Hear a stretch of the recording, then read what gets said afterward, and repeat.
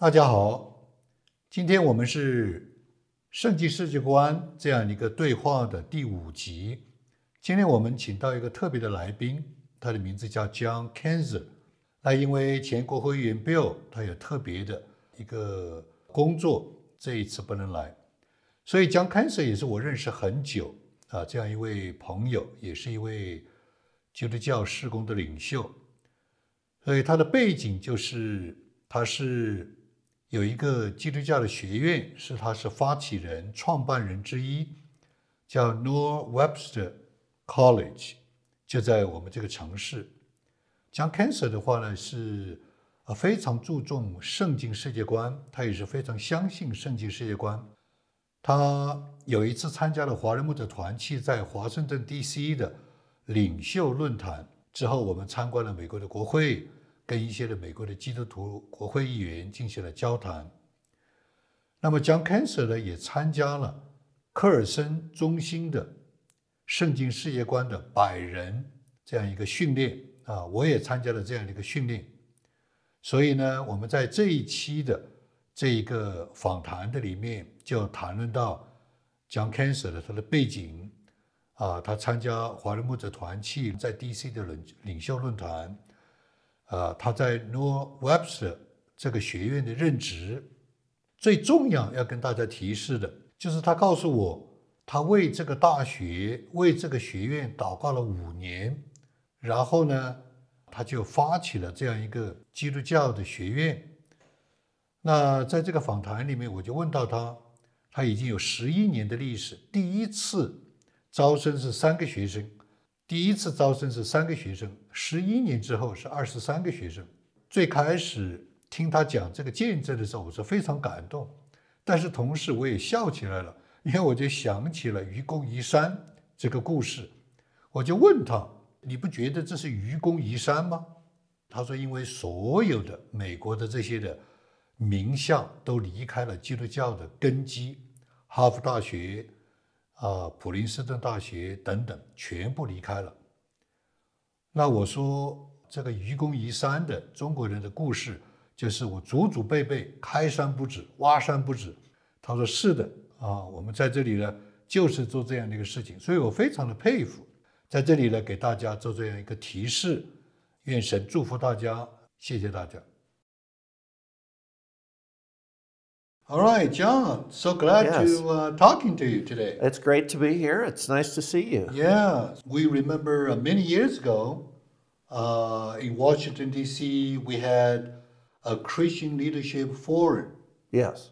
Talk about a lot of biblical worldview, ideas and presentation. And you are part of that event. We very appreciate it. And I was very impressed with the event. I enjoyed it completely, being there and meeting so many dedicated believers. That was great. And people can tell you have excellent language, very deep and sharp philosophical, thinking, and biblical worldview. So I heard you are part of the Centurion program. Yes. I didn't know that until this interview. So can you tell us and our audience your experience? What is Centurion program? Yes.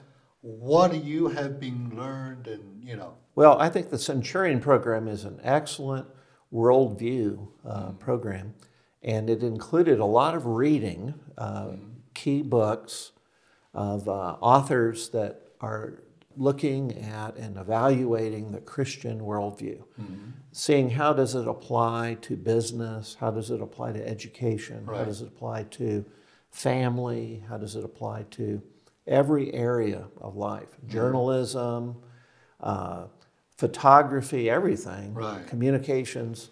And so the Bible speaks to everything. And I think that was one of the big things that people get from that program, if you would, a takeaway that you get from that program. And then you get to read very godly authors and understand more specifically events in history and events in our culture as well as the world. And so I think it is a great opportunity for a Christian to broaden their understanding and to see how the Word of God plays out in politics and economics and just every area. So I was a centurion for 1 year, and the way the program worked back then was you went to Washington, D.C. Chuck Colson was still alive at that time, and we met at the Colson Center, and then we went to a retreat center and stayed several days and heard from different speakers and just interacted. That was a great part of it too, the interaction, being able to talk to these leaders in the Christian worldview and movement. Met John Stonestreet, who's now one of the key people at the in the Colson Center. Director or president currently. Yeah, he's one of those. He's up there. He's a key person and just a wonderful speaker. And so it was very valuable for me. Not only that, but there were other people from Albuquerque that went on this. There were 3 other people, and we periodically get together for Colson Center activities. And there's kind of a follow-up and a fellowship that happens to encourage one another. We also did a big Bible study for that entire year on biblical leadership and so basically we can summarize as meeting people, fellowship, brainstorming, discussing some of the ideas, learning from the history and the past traditions, and dealing with whatever the current situation, and go back to your field.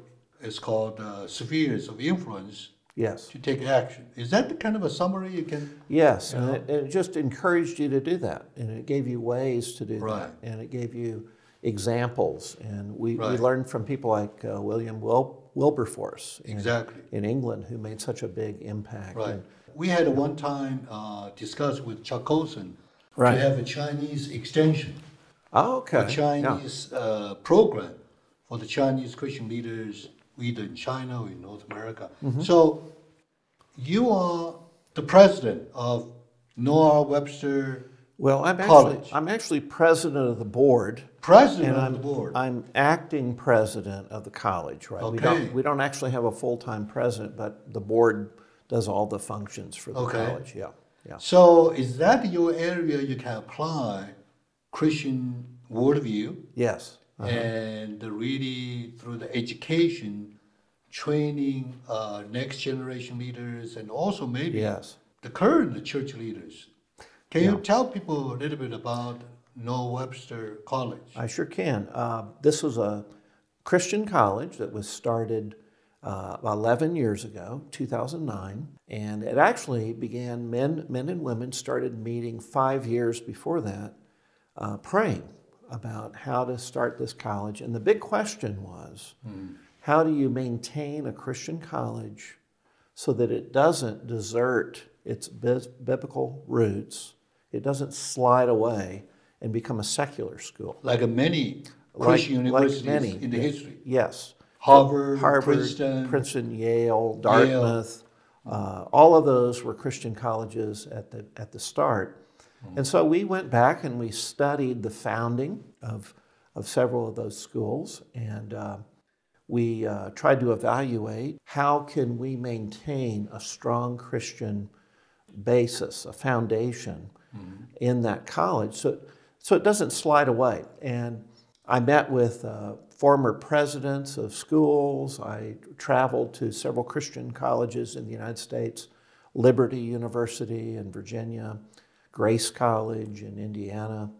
Think of all the ones that we went to, King's College. So a number of schools, and we just prayed, and that was the thing that sort of delayed the opening of the school. We were ready to go, but we just didn't see, did we have everything in place? And what we came down on is that one of the pastors here in Albuquerque, Randy Steele, Dr. Steele, told me one day, he says, the Lord spoke to my heart. And he said that you need to go out and get started with what the Lord has put in you and trust Him that that work will go forth in the day that God has ordained it. We can't decide how things are going to turn out. We don't know what the future is. We do our best to anchor it down. And so that was kind of a freeing time for us. And after 5 years, we launched the college. It's a 4-year liberal arts Christian college. So we teach history and science and literature and the liberal arts topics, not the technical things, not engineering, not computers, exactly, not physics, not chemistry. The technical areas, there are great schools for that, but we're trying to build that biblical worldview. Teach people how to think. Teaching people how to think and how does the Bible impact, and how should it impact our personal lives, but beyond that, our culture and every area. So that's really the focus of the college is we have that liberal arts degree, which we award, but we find most of our students, Jane, are people who are adults who are interested in, I want to learn America's Christian history. I want to learn what are the biblical principles of the Constitution. Even Americans? Yes, even with the Americans. Yeah, the Americans feel, many have felt cheated that they did not learn this when they were in college or earlier on. It was neglected. You know, the biblical roots were neglected. The biblical ideas of economics, for instance, neglected. And even left out completely out of the college So training. after 11 years, how many students do you have right now? We have, let me think, I think we have 24 students at this point, yeah. And 11 years ago, the first class, how many students? Very first class had 3 students. 3 students. Yeah. So your wife agreed with you 11 years ago saying, let's start from ground zero in college. She was ground zero. Well, you know, I think if you live in a place where there is a Christian college, you can build on that. You can become part of that. But here where we live, there was no Christian college. There are Bible colleges, which are training for pastors, but not a Christian college that would be training for teachers and lawyers and others that go into fields like that. Political science is a big one. And so we have a lot of students that have really appreciated communication arts and... So you also teach. What do you teach? Well, right now I'm teaching a class on the U.S. Constitution. U.S. Constitution. And, and so we're studying the entire Constitution. We spent a lot of time, as you can imagine, on the background that leads to that. Because if you just look at our founding fathers...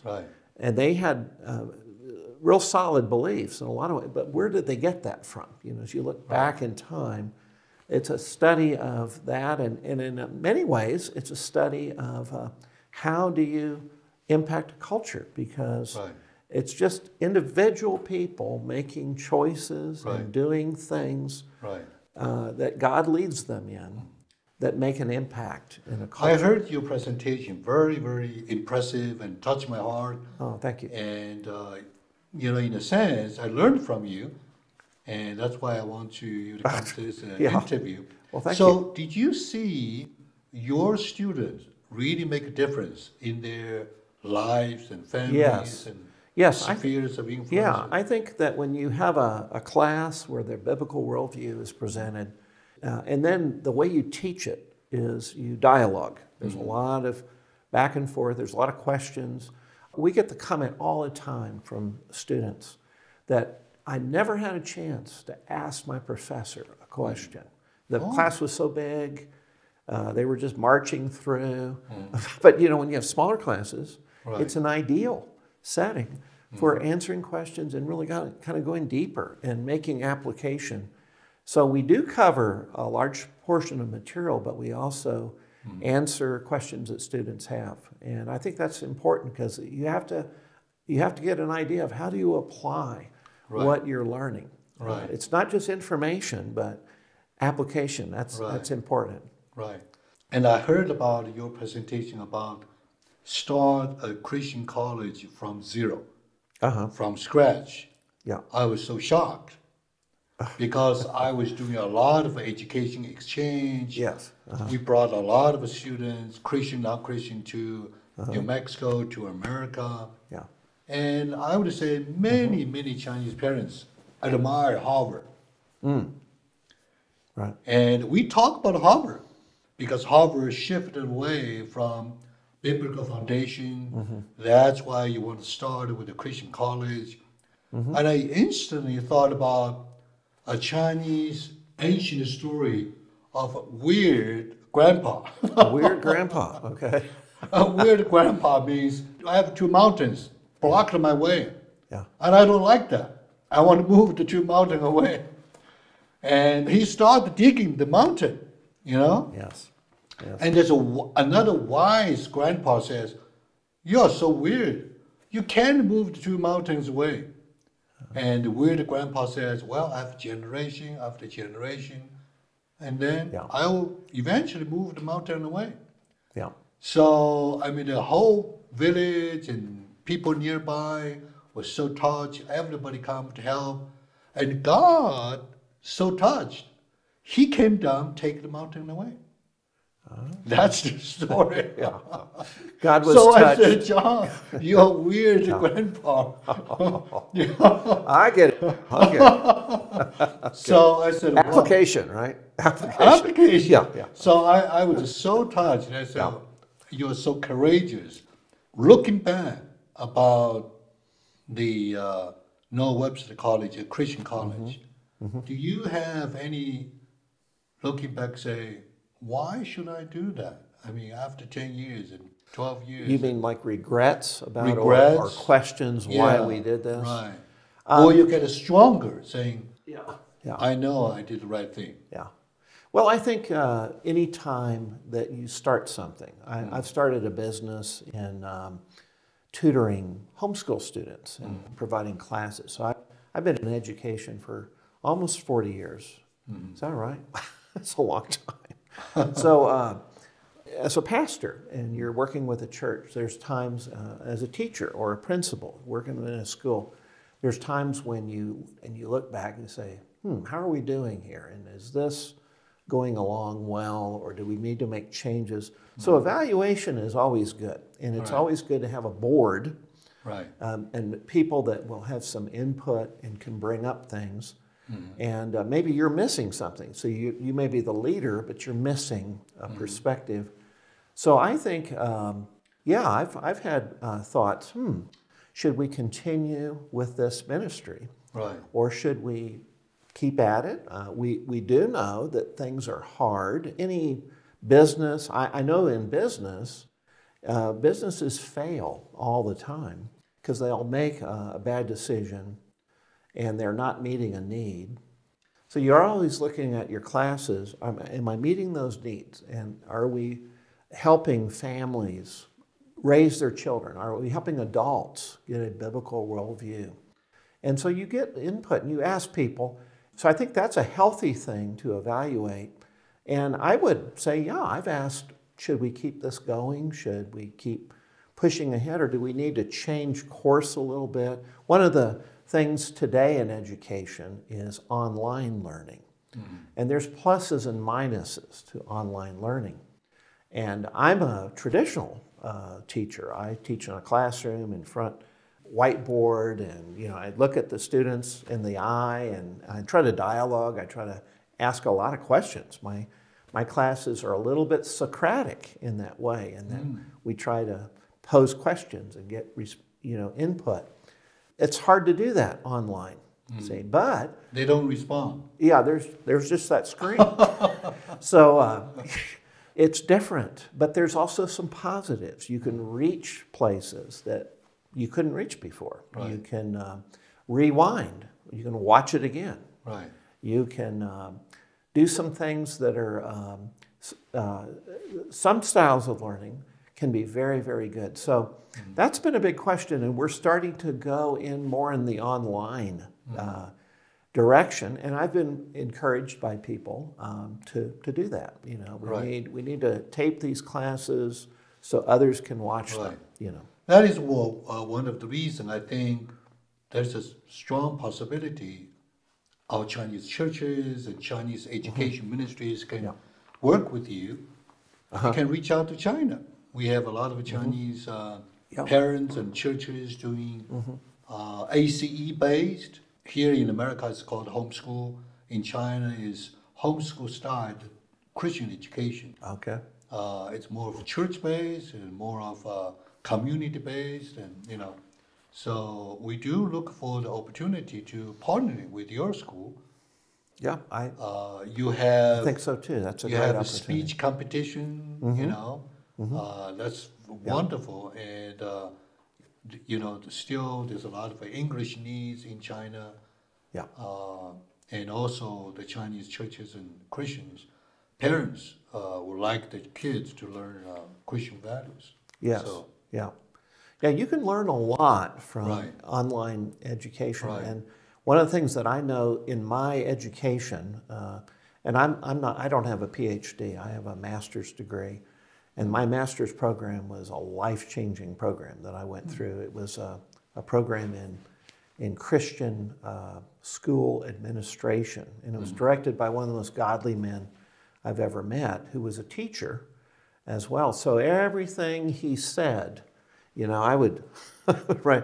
I mean, I just felt like I was getting tremendous inspiration, and that can be done over online. I mean, that kind of input can happen over a computer. So many good things. Yeah. So we would love to explore the opportunity to work with the Chinese parents in China or some of the Christian education ministries and educators in America and work with your school. Okay. So, yeah. I think I'm very open to that. Yeah. Working with you on that. Yeah. You are the president of Noah Webster